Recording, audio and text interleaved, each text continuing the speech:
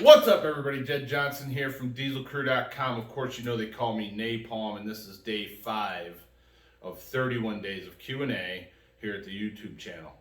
I'm going to be answering lots of questions this month, and I'm taking them entirely from my email newsletter. So make sure you get on the newsletter. You can do so by going to dieselcrew.com, or if you can't find the newsletter, just email me at jed.diesel@gmail.com, and I'll get you on one of the lists based on what your interests are. I have a lot of them. So today relates to a question that I got from Phil. Phil is one of my lifetime subscribers at thegripauthority.com. He always sends in great questions for TGA, and also does a good job with his questions for 31 days of Q&A. And he wanted to know about my weight loss this year, because I have lost roughly 20 pounds this year since July 1st. And I thought I would cover that in this question.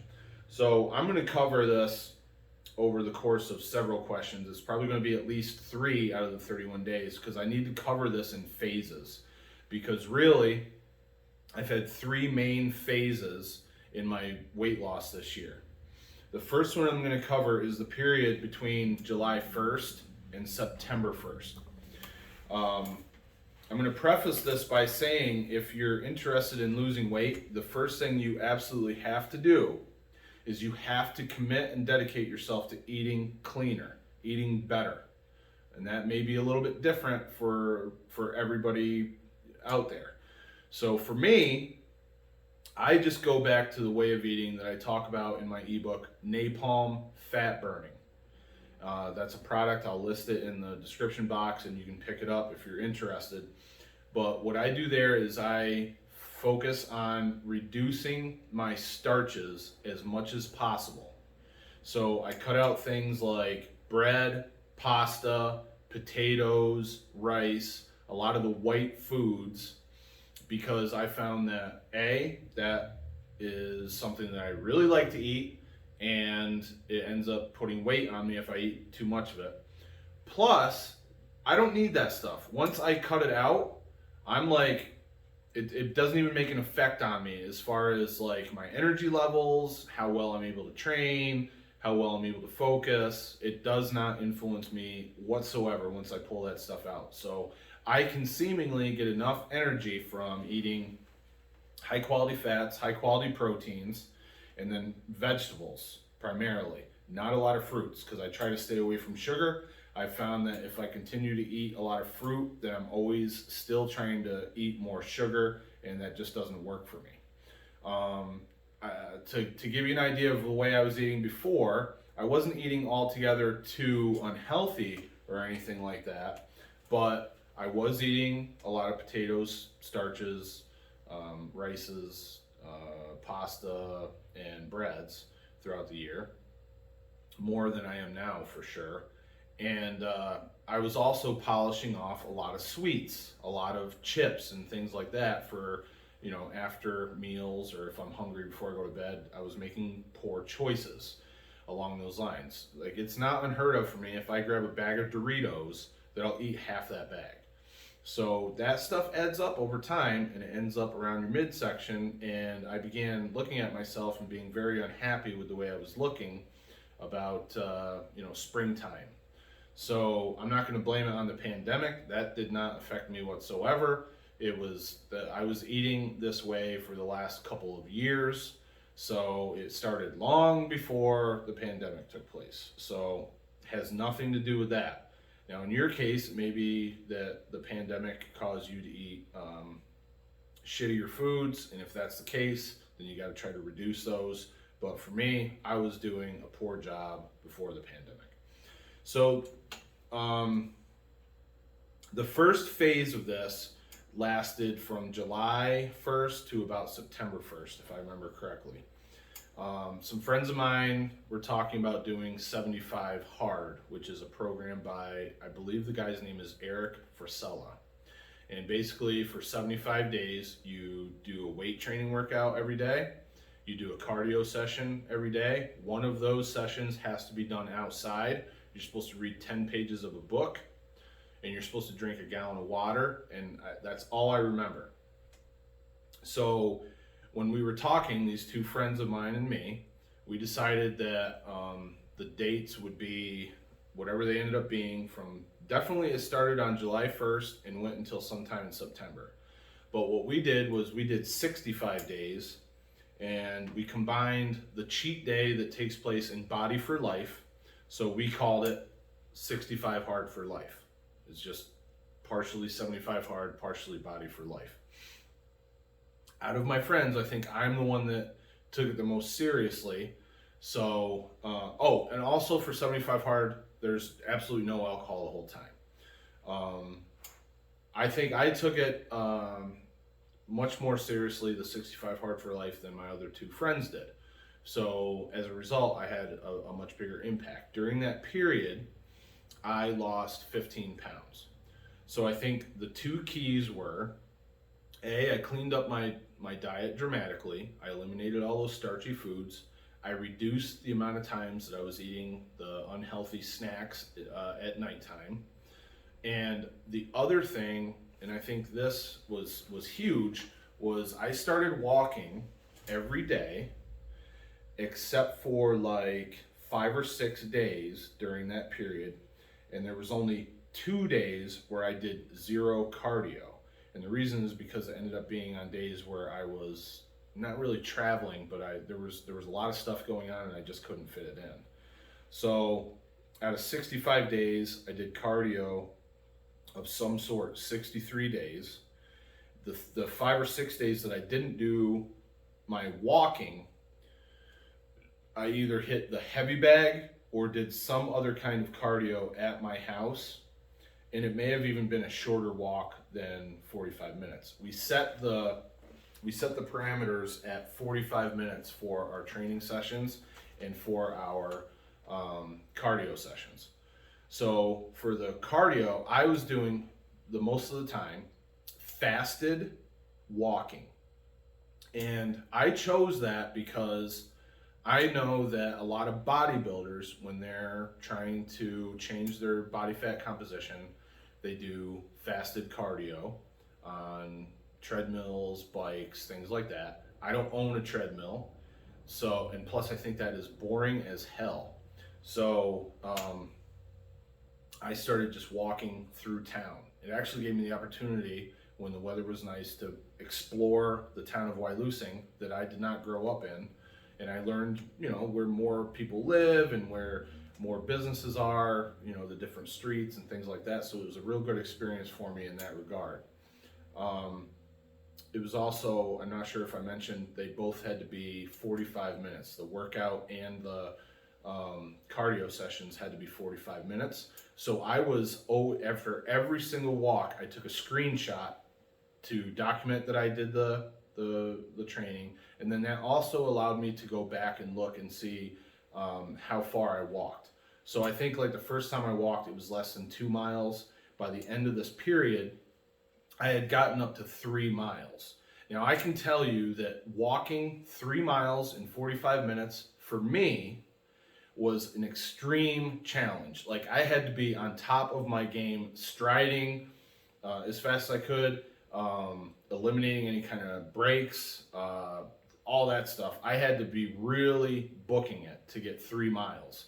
My other friends were able to get 3 miles really, right away, but I could not get it. So I had 3 main tracks that I started walking. So after the first few weeks, I narrowed it down to 3 main routes. I would go out this road and turn left and walk as far as I could in 20 minutes.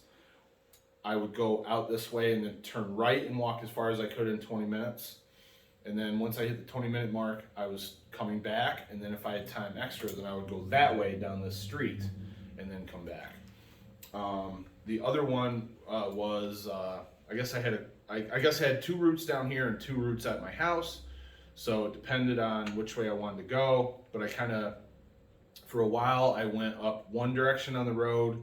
And then after a while, I got sick of the traffic. I got sick of the dogs barking.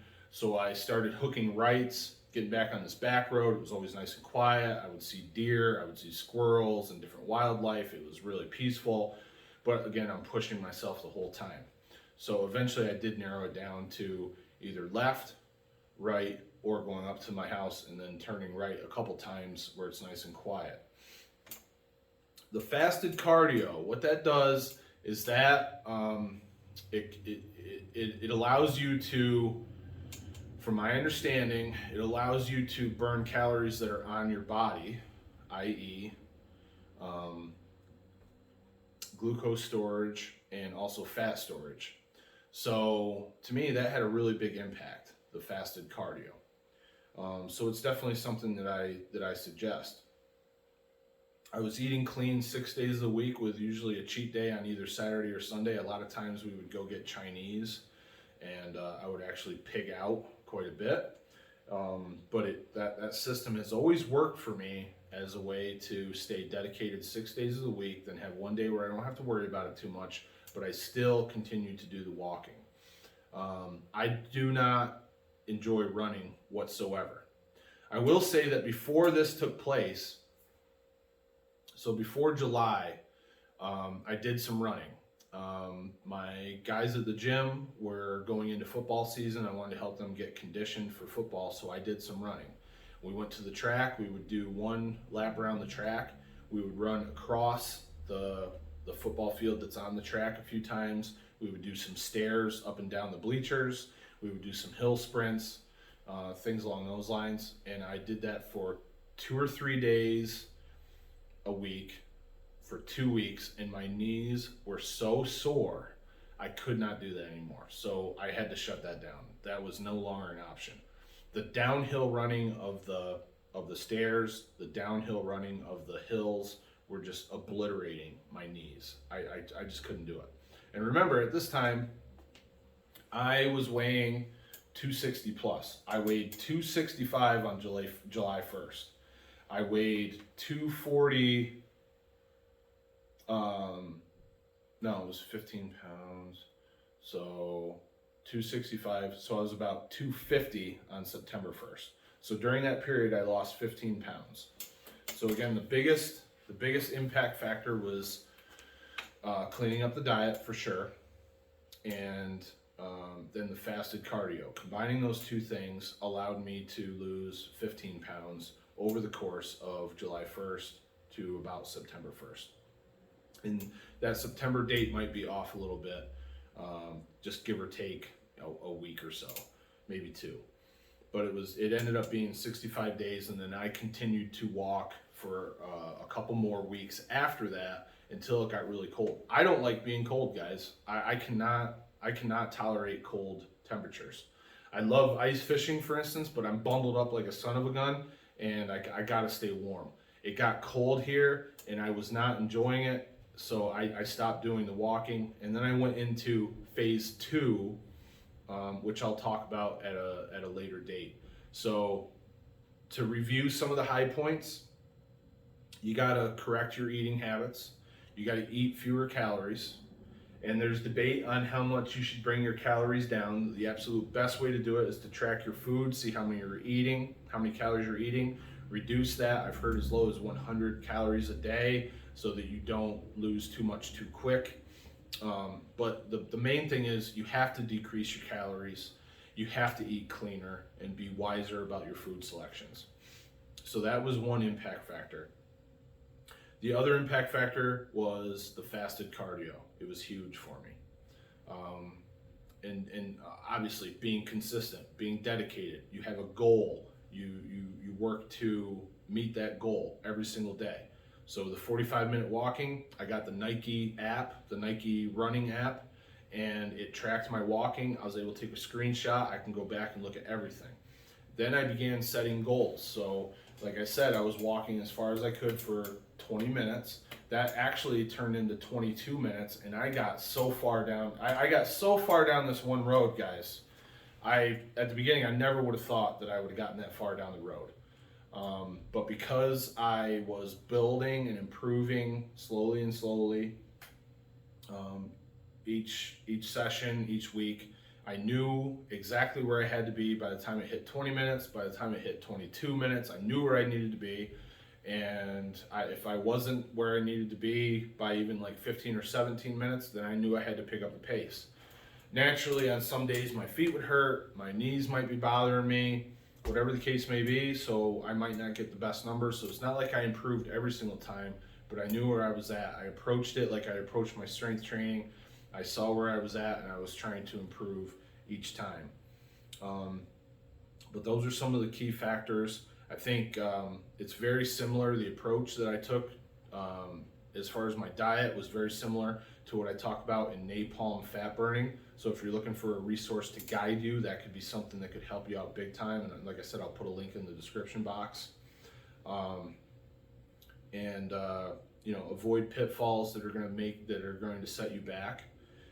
If you drink a lot of alcohol, then decrease the alcohol, because alcohol is 7 calories per gram. That's a lot of calories. That's almost the same as fat, which is 9 calories a gram. And then it's real easy for me to be hooked on sugar, so I got to eliminate that sugar. So not even much fruit during that period.